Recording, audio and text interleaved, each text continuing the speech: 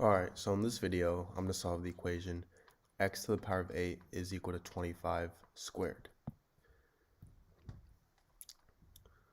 So to solve this, I'm going to first rewrite this as x to the power of 4 times 2 is equal to 25 squared. And if I have something in the form a to the power of m times n, this is equal to a to the power of m to the power of n.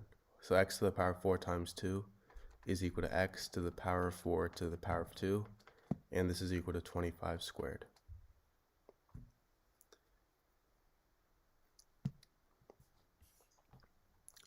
Now I'm going to subtract 25 squared on both sides.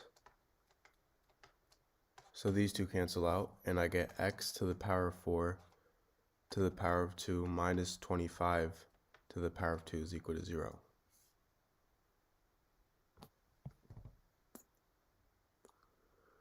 And before we actually do this, I'm actually going to take the square root on both sides so I can cancel these 2's out. So I get x to the power of 4 minus 25 is equal to 0.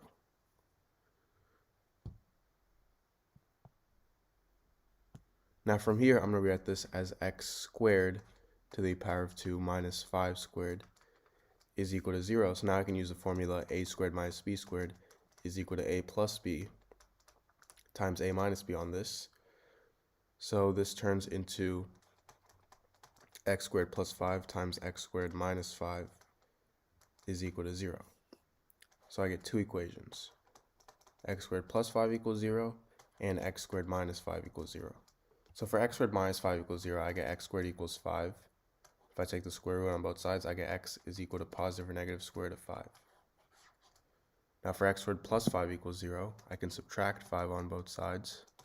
So I get x squared is equal to negative 5. If I take the square root, I get x is equal to the square root of negative 5, which is equal to the square root of 5i. So these are my four solutions to this equation. Alright, so in this video, I'm going to solve the equation a squared minus b squared is equal to 49. So to solve this, I'm going to use the property that states that if I have something in the form x squared minus y squared, this is equal to x plus y times x minus y. In this case, a squared minus b squared, a is x and b is y, so this turns into a plus b times a minus b is equal to 49. Now from here, I can rewrite 49 as 7 times, or sorry, not 7, 49 times 1. 49 is equal to 49 times 1, so that's true. And this I can rewrite as 7 times 7. Now, we obviously know that a plus b is going to be greater than a minus b. So keeping this in mind, this means that we can't rewrite a plus b times a minus b as 7 times 7, as 7 and 7 are equal. So this possibility is out of the way, and 49 times 1 is the only possibility here. Meaning we're going back to a plus b times a minus b is equal to 49 times 1. So because a plus b is greater than a minus b, we can say that a plus b is equal to 49 and a minus b is equal to 1 because a minus b, 1 is less than 49 and a minus b is less than a plus b. And this is also in the form a number times a number.